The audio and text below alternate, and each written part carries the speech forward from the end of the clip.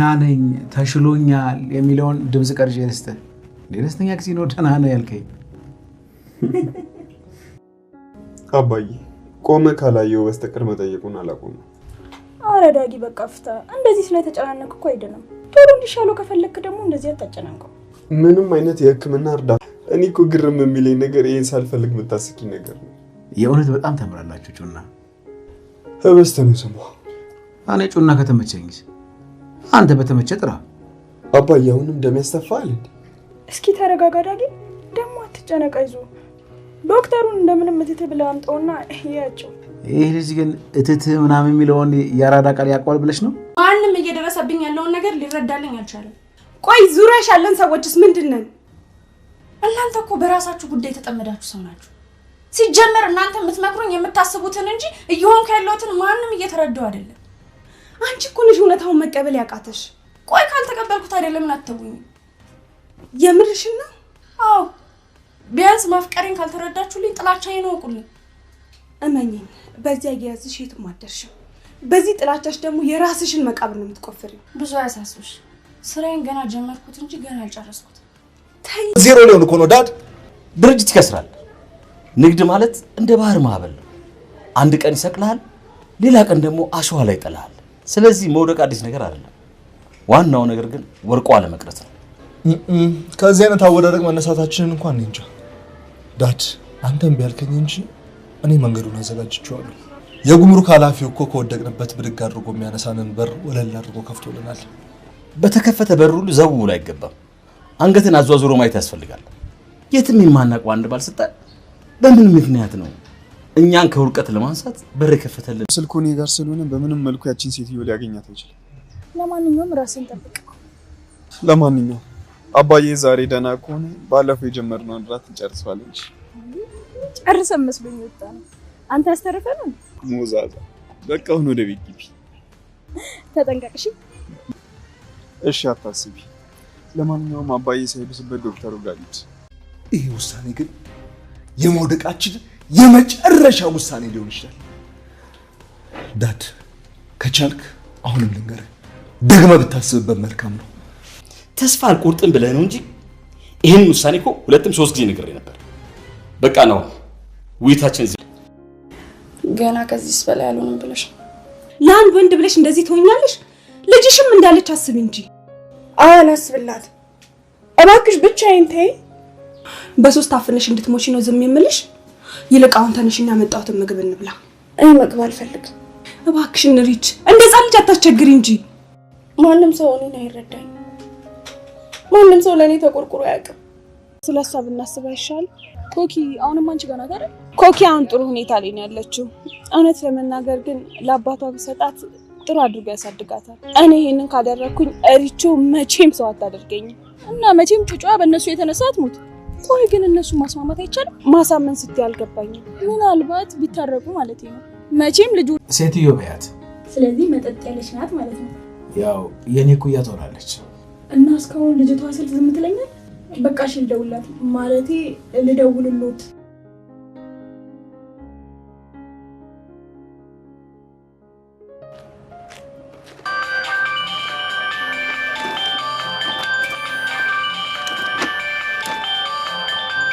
ወደዚህ የሚያመጣሽን ሰው ልክልሻለሁ።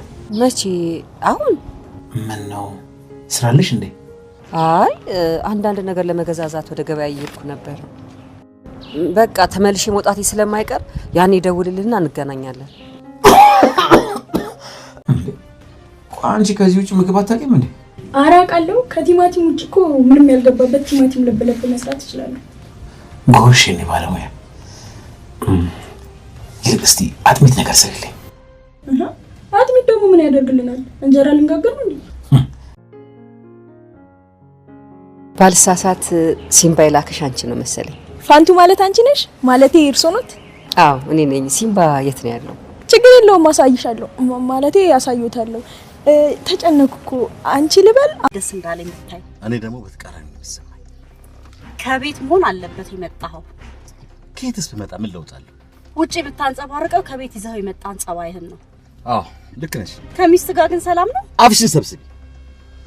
እኔ ከሚስቴ ጋር ብጣላ እንኳን ችግራችንን ተወያይተን በጋራ ነው የምንፈታው።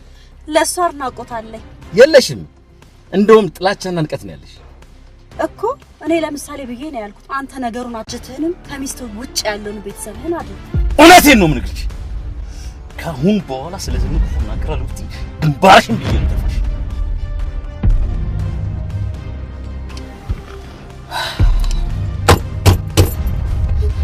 ማለት እንግዲህ መሆኑ ነው።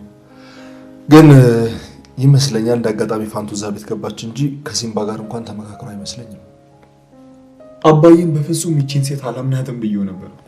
በነገር ላይ ከዚህ በኋላ ግን በፍጹም ወደዛ ቤት እንድትመለስ አልፈልግም። ከዛ ማስወጣቱን እሺ፣ የወሰድከው መድኃኒቱን በደንብ አግዘዋል። ከዚህ በኋላም ራስን በደንብ መጠበቅ ይኖርብሃል። አመሰግናለሁ በጣም ዶክተር። መልካም። የቀረውን ደግሞ ውጭ ከዳጊ ጋር እናወራለን። ራስን ጠብቅ። እሺ ዶክተር በጣም አመሰግናለሁ። መልካም። እሺ። ምን ነው ግን ዶክተር ውስጥ ገብቶታል። ታክም አያውቅም ብዬ እንደማመሰግንህ አላውቅም። ባለዳኒ ከሞን ዳጊ፣ ይህን ያክልማ አታርቀኝ። ደግሞ ለአባትህ ፍትህ እንደምታስገኝለት በጣም እርግጠኛ ነኝ። በቃ እኔ መሄድ አለብኝ። ዳጊ ገብተን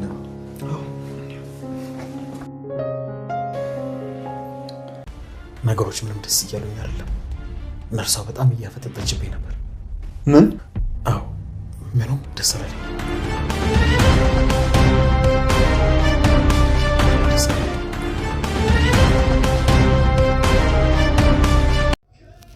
ኑሐሚን ክፍል 142 ተለቋል ውዶችዬ። እንግዲህ ሲምባ ያው ታክሞ ተርፏል ማለት ነው። ነገር ግን ነርሷ ለሲምባ ጥላቻ አለባት ውዶችዬ። እንግዲህ አምራ ሪችን በጣም ተቆጥታታለች ማለት ነው ውዶችዬ። እንዲሁም ወይዘሮ ሮማን እንግዲህ አቶ ላይኩን የመጨረሻ እገልሻለሁ ብሎ አስፈራርቷታል ውዶችዬ። እንግዲህ ናሆምና ዳጊ እንግዲህ የዳጊን አባት ሄደው ጠይቀውታል ውዶችዬ። እንግዲህ ፋንቱ ወደ ሲምባ መታለች። ጮና እንግዲህ ከሲምባ ጋር አብረው ትገኛለች ማለት ነው ውዶችዬ። ቪዲዮውን እስከምጨርሱ ሰላም ውድና የተከበራችሁ የኔ የቻናሌ ቤተሰቦች እንዴት ናችሁ? ያለው እግዚአብሔር ይመስገን ሰላም ነኝ። ሰላማችሁ በክርስቶስም ብዝት ይበል። ለቻናሌ አዲስ ሆናችሁ ሰብስክራይብ እንዲሁም ደግሞ ላይክ አድርጉልኝ። ሀሳብ አስተያየት ካላችሁ ኮሜንት አስቀምጡልኝ ውዶችዬ። እንግዲህ በዛሬው ክፍል ላይ እንዳየነው የዳጊ አባት እንግዲህ በጣም ታሞ ነበረ። በጣም ታሞ እንግዲህ ዳጊና ጩና ሄደው ደርሰውለታል ማለት ነው። የራት ጊዜያቸውን አቋርጠው ሄደው እንግዲህ ደርሰውለት ዶክተሩም እንዲመጣ አድርገውለታል ማለት ነው። እንግዲህ ዶክተር እንዲመጣ ካደረጉት በኋላ እንግዲህ ዳጊ ደግሞ ወደ ቤት ሄዶ ማስተካከል ያለበት ነገር አስተካክሎ እንዲመለስ ጩና እየሸኘችው ነበረ። እንግዲህ ጩና ለመሸኘት ወጥታ እንግዲህ ከዳጊ አባት ጋር የዳጊ አባት ፋንቱን ስለሚፈልጋት እንግዲህ ከሱ ስልኩን አውጥታ ተቀብላ ነው ለፋንቱ መደወል ያለባት ማለት ነው። ዳጊ ደግሞ ለፋንቱ መደወል አልፈለገም ማለት ነው። ከዛም እንግዲህ ዳጊን ስሸኘው ቀሰርጋ ስልኩን አውጥታ ጩና እንግዲህ ይዛ ሄዳ ለዳጊ አባት ፋንቱን እንዲያወራት አድርጋለች ማለት ነው። ፋንቱን እንግዲህ ካወራት በኋላ እንድትመጣና ከሱ ጋር እንድትሆን ጠይቋታል ማለት ነው። እንግዲህ ፋንቱም ወደ ገበያ እየሄድኩ ነው ስመለስ ልደውልላትና እመጣለሁ በማለት እንግዲህ ቃል ገብታለታለች ማለት ነው ውዶችዬ። እንግዲህ ዳጊ እንዳያችሁት ወደ ቤት ሄዷል ማለት ነው ውዶችዬ። እንግዲህ የናሆም አባትና ናሆም ተጣልተዋል። ምክንያቱም ናሆም የሚፈልገው ድርጅቱን ለማሳደግና ለማስፋፋት ከአለበት ችግር ለማውጣት ነው። ነገር ግን ደግሞ ወደ ኋላ የሚመጣው መዘዝ ስላላወቀ ከአባቱ ጋር እንግዲህ በዚህ ሁኔታ በጣም እየተፋለመ ይገኛል ማለት ነው። አቶ ላይኩን እንግዲህ በፍጹም ልጅ እባክን አትሳሳት፣ መክሰርና እንደገና ደግሞ ከኪሳራ መውጣት ያለ ነው። በንግድ ውስጥ ግን አሁን ለምሳሌ ኪሳራነቱን እንትን ብለን ይህን ድርጅት ብናሳድገው ነገ ደግሞ ምን እንደሚገጥመን አናቅም። ስለዚህ እባክህን ከዚህ ውስጥ ውጣ በማለት እንግዲህ ልጁን እየመከረው ይገኛል። ነገር ግን አቶ ናሆም እንግዲህ እንዳያችሁት ነው እየሰራው ያለውን ስራ ማለት ነው ውዶችዬ። በስተመጨረሻ እንግዲህ አቶ ላይኩን በፍጹም በዚህ ሁኔታ አልስማማም ብሎ እንግዲህ ከዚህ ጋር የብቃን ብሎ እንዲወጣ አድርጎታል ማለት ነው። ናሆም ተናዶ ወጥቷል ማለት ነው ውዶችዬ። እንግዲህ አቶ ላይኩን ወይዘሮ ሮማን አግኝቷት ነበር። አግኝቷት ባለበት ታይም እንግዲህ አሁንም ስለ ሚስቱ ክፉነት ነው እየነገረች ያለ። ሚስቴን አታንሽ እባክሽን፣ ሚስቴን እንድታነሽ አልፈልግም በማለት እንግዲህ ነግሯት ነበር። ነገር ግን ሚስቱን ደጋግማ እያነሳችበት ስለነበረ ሽጉጡን አውጥቶ ግንባሯ ላይ በመደቀን እንግዲህ አንድ ብለሽ ስለ ሚስቴ ትንፍስ ብትይና በዚህ ሽጉጥ አናትሽን ነው መፈረክስሽ በማለት እንግዲህ አስፈራርቷታል ማለት ነው። እሷም ደንግጣ ልቧን ይዛ ጸጥ ብላ አዳምጠዋለች ማለት ነው ውዶችዬ። እንግዲህ አምራን እጮና ጋር ማለቴ ሬች ጋር ሄዳለች። ሬች እንግዲህ ኤርሚያስን የልጇን አባት ልትረሳው አልቻለችም።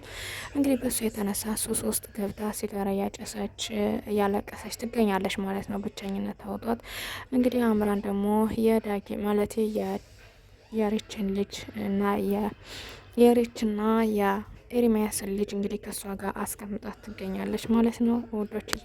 እንግዲህ ኤርሚያስ ልጁን ይፈልጋል፣ ሬችን ግን አይፈልጋትም። ሬች ደግሞ በሱ ፍቅር ሞተት ትብላለች ማለት ነው። ምክንያቱም ባለፈው ነገር ሰርታ ያጣላቻቸው እሷ ስለሆነች አሁንም ደግሞ ያችን ትቶ እሷን እንዲያገባት ነው የምትፈልግ ማለት ነው ሬች። ከዛም እንግዲህ አምራን ይበቃትን ያህል በጣም ተቆጥታታለች። እንዲሁ እባክሽን ከሱ ልጅ ራቂ፣ ከማይፈልግ ሰው ጋር ምን ትሰሪያለሽ? እባክሽን የማይፈልግሽን ሰው መፈለግ በጣም በሽታ ነው እያለች እንግዲህ ከዚህ ሱስ ውጭ በማለት ተቆጣታለች። ነገር ግን ልትድን አልቻለችም። እንግዲህ በስተመጨረሻ ደግሞ ድጋሜ መታ አውርታት ነበረ። ስትገባ እንግዲህ ቤት ሁሉ በሲጋራ እንትን ብሎ ጭስ ሞልቶ ሲጋራ እያጨሰች አግኝታታለች ማለት ነው። ከዛ መልሳ እንግዲህ አምራን የሬችን ሲጋራ አውጥታ ወስዳ አጥፍታ ከዛ በኋላ ለማረጋጋት ሞክራለች። ምሳ አምጥቻለሁ እንብላ፣ ካሊያም ደግሞ ከዚህ እንብላ፣ ካሽ ውጭ ወጥተን እንብላ ማለት እንግዲህ ለማረጋጋት ሞክራለች። ነገር ግን ሬች እያለቀሰች በጣም ታማለች ማለት ነው ውዶችዬ። እንግዲህ ፍቅር ከባድ ነው። ነገር ግን ኤርሚያስ አሁን አዲስ ፍቅር አዲስ ህይወት ጀምሯል። እሷን ያችን አዲስውን ፍቅርን ትቶ ወደዚሽ ሊመጣላት አይችልም ማለት ነው። ወንድ ልጅ ፊቱን ካዞረ በኋላ በፍጹም በምንም ታምር ሊመለስ አይችልም ማለት ነው። ውድና የተከበራችሁ ቻለ ቤተሰቦች እንግዲህ ዳጊ እንግዲህ ወደ ቤት ከመጣ በኋላ እንግዲህ ከወንድሙ ከናሆም ጋር ሲያወራ ነበረ። ከወንድሙ ከናሆም ጋር እንግዲህ ስለ ፋንቱና ስለ አባቱ ሲያወሩ ነበረው። ፋንቱና አባቱ እንግዲህ ፋንቱን በጣም እንደሚወዳት እንግዲህ እየነገረው ነበረ። በዛን ታይም እንግዲህ ናሆም ደግሞ ፋንቱን ወደ ቤት ሊመልሳት እንደሚችል ለዳጊ ነግሮታል። ዳጊ ደግሞ በፍጹም እንዴት ነው የሚሆነው? ወደዚህ ቤት የምትመለስ እንዴት ነው? በዛ ላይ የማየደስ ሌላት ይችላል። ስለዚህ ለምን ደስ ታደርጋለህ እያለም እንግዲህ ሲለው ነበር ማለት ነው። ነገር ግን ናሆም ወደ ቤት እንድትመለስ ፋንቱ ይፈልጋል ማለት ነው ውዶችዬ። እንግዲህ የዳጊ አባት ዶክተሩ መጥቶ አክሞታል። ነገር ግን ነርሷ ለሱ ያላት አመለካከት ጥሩ አይመስለኝም።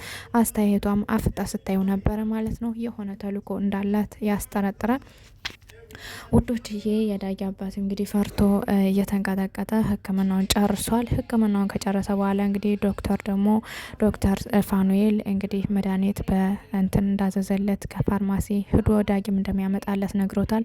ከዛም እንግዲህ ናሆምና ዳጊን አግኝቷቸው እንግዲህ መሸት ሲል ይዛችሁት መውጣት ትችላላችሁ ማለት እንግዲህ ነግረውታል ማለት ነው። ከነገራቸው በኋላ እንግዲህ ዶክተር ሌላ ሕክምና እንዳለበት ነግሯቸው ወደ ሌላ ቦታ ሄዷል ማለት ነው። ከዛም እንግዲህ ናሆም ሚስቱ ደውላ ኑሐሚን እና ምሳ ብላ በማለት ስትጠራው እንግዲህ ዳጊም ልሸኝህ እያለ ሲለው ነበረ። ነገር ግን ተው አትሸኘኝ፣ አንተ ከሱ ከአባት ጋር ሁን በማለት አስቀርቶታል ማለት ነው። ከዛም እንግዲህ አቶ ሲምባ እንግዲህ ልጁን ይቺ ነርሷ አፍጣ ስታየኝ ነበር የሆነ ተልዕኮ ሳይኖራት አይቀርም እያለ እንግዲህ ፈርቶ ለአባቱ ነግሮታል ማለት ለልጁ ለዳጊ ነግሮታል ማለት ነው። እንግዲህ ዳጊም እሺ ብሎ ያው ቀጣይ ክፍል ምንም መሆን የለበትም የሲምባ አባትና ዳጊ እያለን ኮሜንት እናስቀምጥላቸው ውዶችዬ። እንግዲህ ጩና ፋንቱን ልትቀበል ሄዳለች። ፋንቱን እንግዲህ መንገድ ላይ ተገናኝተዋል። እንግዲህ ተከተኝ፣ ማንም የተከተለች ሰው ከሌለ ተከተኝና እኔ እመራሻለሁ ሲምባ ያለበትን በማለት እንግዲህ እየተከተለቻት ትገኛለች ማለት ነው ውዶችዬ። እንግዲህ ፋንቱ ትመጣለች ሲምባ ልታይ። እንግዲህ ቀጣይ ክፍል ደግሞ ምን ይፈጠራል የሚለውን አብረን ያለን ማለት ነው። ውድና የተከበራችሁ የቻናሌ ቤተሰቦች ላይክ ሸር አድርጉልኝ። ሀሳብ አስተያየት ካላችሁ ደግሞ ኮሜንት ስራ አስቀምጡልኝ። እንግዲህ የዛሬው ክፍል ከብዙ በትንሹ ይመስል ነበር። ቀጣይ ክፍል እስከምንገናኝ ደህና ሰንብቱ። በተለይ ደግሞ ምላችሁ ፈልጋለሁ መሰላችሁ ኮፒ ሊንክ አድርጉልኝ ፕሊዝ፣ ኮፒ ሊንክ አድርጉልኝ።